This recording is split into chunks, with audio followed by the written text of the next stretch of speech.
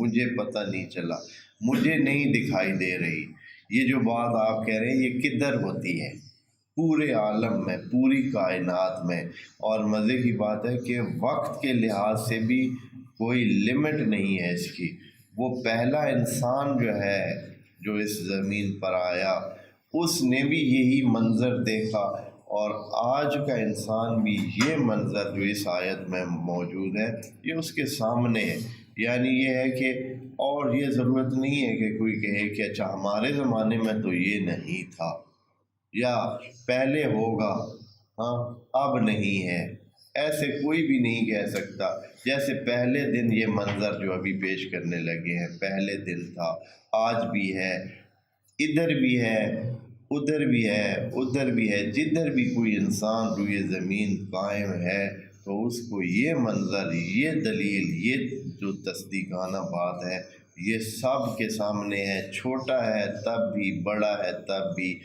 کوئی بھی انسان یہ نہیں کہہ سکتا ہے کہ اس حوالے سے اس کو کوئی پیچیدگی ہے۔ ممکن ہے کہ ڈیٹیل کے چھوٹے مسائل میں ہے تو ساری آیات الہی، لیکن وہ چھوٹے مسائل ممکن ہے انسانوں کی سمجھ سے بالا تر ہوں، ان کی آنکھوں سے گزرے نہ ہوں۔ مثلا فلاں فروٹ یا فلاں پھل یا فلاں کھانا یا فلاں جو چیز اگتی ہے اس کی تعریف اللہ اگر فرماتا ہے تو ممکن ہے کہتا ہے کہ ممکن ہے ہمیں سمجھ نہیں ہے تو وہ کس چیز کی بات کر رہے ہیں۔ لیکن یہ جو بات کر رہے ہیں یہ ایسی ہے کہ بالکل کوئی انسان یہ نہیں کہہ سکتا ہے کہ اس چیز کو وہ نہیں پہچانتا ہے جو یہاں ذکر ہو رہی ہے۔ کیا ہے اس الہ واحد کی پہچان کے لیے اللہ تعالیٰ اس آیت میں بہت مزیدار اور بہت ہی عقلانی اور منطقی دلیل فرماتا ہے، کہتے ہیں کہ ان فی خلق تو ہم سوال یہ ہے، اس سوال کے آخر کے لیے جواب اس طرح دیتے ہیں کہ اس کو پہچانے کیسے ہے اللہ؟ الہ واحد کی آپ بات کر رہے ہیں کہ لا الہ الا هو الرحمن الرحیم، نہیں ہے سوائے اس رحمان الرحیم کے کوئی معبود، تو وہ ہمیں کیسے پتہ چلے کہ وہ رحمان اور رحیم کون ہے، اس کی کیا علامت ہے؟ تو یہاں یہ ساری لسٹ گن کر آخر میں، آیت کے آخر میں 164 نمبر آیت کے آخر میں ہے لآیات لقوم یعقلون، کہ ان تمام چیزوں میں جو ابھی ہم گننے لگے ہیں ان تمام میں نشانیاں ہیں، لیکن ہیں کن کے لیے؟ لقوم یعقلون، شرط صرف عقل ہے۔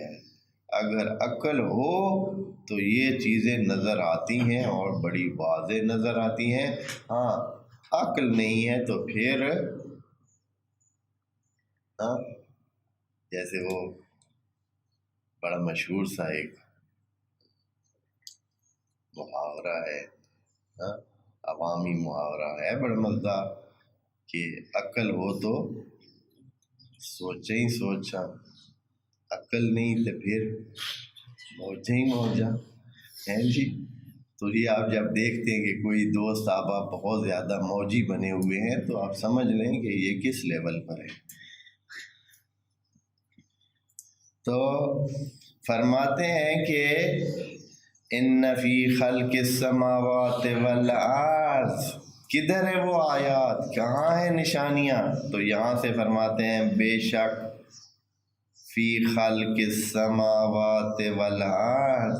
یہ جو آسمان قائم ہے، یہ جو بلندیاں ہیں، آسمان سے مراد بلندیاں ہیں، میں ستاروں کی بات نہیں کر رہے،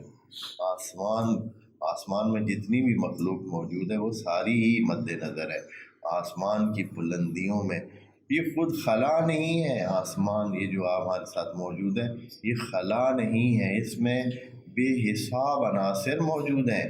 یہاں ایک ایسی مقناطیسی پاورز اور ستون موجود ہیں، یہ ایسے نہیں ہے کہ ہم سمجھیں خالی ہے، اس فضا سے ہزاروں قسم کے عناصر اور شعاعیں اور سلسلے گزر رہے ہیں جو مؤثر ہیں، ایسے نہیں ہے کہ یہ غیر مؤثر ہوں۔ اگر فضا میں کوئی رکاوٹ آ جائے اور وہ چیزیں یہاں نہ پہنچیں تو ہمارا زندہ رہنا بھی آسان نہیں ہے۔ ہم بہت ساری آسمانی شعاؤں اور بہت ساری آسمانی حرکات و سکنات اور گریوٹی اور ایلیسٹی جو ہے، یہ جو پاور ہے، یعنی گریز مرکز اور کشش ثقل، یہ جو اردو میں کشش ثقل کہتے ہیں کہ کسی کو کھینچنا، اور گریز مرکز یعنی کسی چیز کا خود سے دور کرنا۔ زمین میں بھی دونوں پاورز ہیں، باقی سیاروں میں بھی اسی طرح دونوں پاورز ہیں، اور وہ ساری جو پاورز ہیں وہ ایک قسم کی ان کی اس فضا میں کیا ہے، جیسے کہ نیٹ ورک ہوتا ہے، اتنا وسیع نیٹ ورک، اتنی زیادہ، جیسے آپ یوں سمجھیں کہ تاروں کا ایک جمگھٹا ہے، ہر طرف سے وہ زوردار اور طاقتور جو شعاعیں ہیں، اور یہ جو الیسٹی کی پاور ہے یا گریوٹی کی جو پاور ہے، وہ آپس میں کیا کر رہی ہیں، وہ ایک دوسرے کے ساتھ اس انداز میں اثر انداز ہو رہی ہیں کہ یہ جو بیلنس ہے جہان کا، یہ قائم ہے، زمین کا بیلنس قائم ہے، زمین اپنے اس خاص دائرے میں پھر رہی ہے، اور یہ نہیں کہ یہ اپنی جگہ سے تھوڑی سی 2 انچ اوپر ہو جائے، ادھر ہو جائے ادھر ہو جائے، نہیں، جو خاص دائرہ ہے اسی میں ہی پھر رہی ہے، اور بالکل بیلنس جیسے ہوتی ہے۔ اگر کہیں تھوڑا سا بھی فرق پڑ جائے، ابھی مثال کے طور پر اگر زمین تھوڑی سی جو ہے وہ اپنی جگہ سے ہل کر سورج کی طرف کھنچ جائے، سورج کے قریب تر ہو جائے تھوڑی سی، اب تھوڑی سی ہونے سے ہی ساری چیزیں بسم ہو جائیں گی، اور زمین کے اوپر موجودات جل جائیں گی۔ جیسے ابھی کہہ رہے ہیں کہ ابھی کتنے درجے بڑھنے کا خطرہ ہے،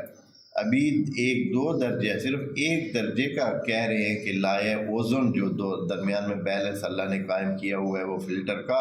وہ متاثر ہوا ہے انسانوں کی خرابیوں کی وجہ سے، انسانوں کی بد حرکات کی وجہ سے، انسانوں کی امبیلنس مس یوز کی وجہ سے، جو زمین سے یہ کر رہا ہے، اور بے جا قسم کی گندگی پھیلا رہا ہے اور پولوشن ایجاد کر رہا ہے، اس کی وجہ سے وہ جو فلٹر لگا ہوا ہے گیسوں کا، وہ فلٹر کو نقصان ہوا ہے، اور اس میں ایک سوراخ ہو گیا، اور سوراخ سے وہ شعاعیں آنے لگی ہیں جو فلٹر ہو کر آنی چاہیے تھی، صاف ہو کر آنی چاہیے تھی، اب ڈائریکٹ آنے لگی ہیں۔ نتیجہ یہ ہے کہ عالم کی گرمی، اس زمین کے اوپر گرمی جو ہے، جیسے گلوبل وارمنگ کہتے ہیں، وہ پہلے سے گرمی کی مقدار 1 درجہ سے 1.5 درجہ زیادہ ہوئی ہے، اور انسان جھلس رہے ہیں۔ اب اگلے سالوں میں جو گرمی کی، وہ کہہ رہے ہیں کہ اگر یہ گرمی 1-2 درجے اور بڑھتی ہے اس معمول سے، تو پھر کیا بلا ہو جائے گی یہاں، اور اس کے نتیجے میں مطلب ہے سمجھنے والی بات ہے، یہ نہیں کہ انسان بھی گرمی سے جھلس جائیں گے، انسانوں کی برداشت بھی ایک حد ہے۔ آپ نے پتہ پچھلے سالوں میں یہ دیکھا ہے، یعنی پچھلے سالوں میں گرمی کی اتنی لہر بعض ملکوں میں آئی تھی کہ انہوں نے دکھایا کہ گاڑیوں کی یہ جو لائٹوں کی پلاسٹک ہوتی ہے، یہ بھی پگھل گئی تھی، سڑکوں پہ لگے ہوئے اشاروں کے وہ جو پلاسٹک کے کور ہوتے ہیں وہ پگھلے ہوئے انہوں نے دکھائے ہیں، اور کتنے اور بھی اس طرح کی گرمی کی اس لیول کی جو ہے وہ لہر بن جاتی ہے، صرف 1 یا 2 درجے بڑھنے سے۔ 1-2 درجے بھی کوئی چیز ہے ہم تو سمجھ، لیکن یہ ہے وہ جو کہ انسانوں کے لیے تھوڑا سا ممکن ہے کہ وہ کچھ دن مزید برداشت کریں، 1-2 درجہ اور بھی برداشت کر لیں، لیکن پانی جو ہے اس کو بخار کرنے میں تو اثر انداز ہے نا۔ سمندر میں جو پانی مثلا 10 ٹن بخار ہونا تھا، وہ کتنا ہو جائے گا جی؟ پانی زمین سے بخار ہو جائے گا 100 ٹن بخار ہو کے اوپر چلا جائے گا، 100 ٹن بخار اوپر چلے جائے گا، تو پھر کیا ہوگا؟ تو وہاں رکا تو نہیں رہے گا، بادلوں کی صورت میں، پھر اس نے طوفانی بارشوں کی صورت میں، جیسے ابھی یہ جو کلاؤڈ برسٹ آپ نے سنا ہوا ہے، برسٹنگ، کلاؤڈ برسٹنگ کا اب جو اصطلاح آ گئی ہے، یعنی یہ ہے کہ ایسے لگتا ہے کہ پورا بادل ہی یکدم جو ہے وہ نیچے گر گیا ہے، اس لیول کے۔ ابھی انہی دنوں تصویر آئی ہوئی تھی اخباروں میں کہ کم از کم 1.25 کلو کے 3 پاؤ کے اور 1 کلو کے اور آدھے کلو کے جو ہے وہ یالے کہ وہ پتھر گرے ہیں، برف کے گولے گرے ہیں اور چھتوں میں سوراخ کر دیا انہوں نے، اور کتنے بندے مر گئے۔ اور کاروں کے شیشے دکھائے گئے ہیں تو ان میں اتنے اتنے سوراخ ہوئے گرتا ہے وہ اتنا گولا برف کا، اور کار کے شیشوں کو توڑتا ہوا نکل جاتا ہے دوسری طرف۔ تو یہ وجہ کیا ہے؟ یہی گلوبل وارمنگ یا یہ جو کلائمیٹ چینج، یہ جو موسمیاتی تبدیلی جو آ رہی ہے، کیوں؟ انسان نے اس بیلنس کو خراب کیا ہے جو اللہ تعالیٰ نے فکس کیا ہوا ہے۔